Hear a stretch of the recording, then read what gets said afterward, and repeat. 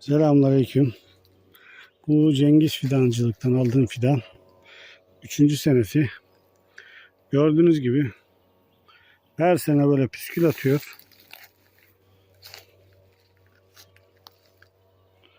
Bakın 2 seneden beri püskül atıyor. Kirpi vermiyor. Geçen sene kurak vardı. Acaba ondan mı dedim.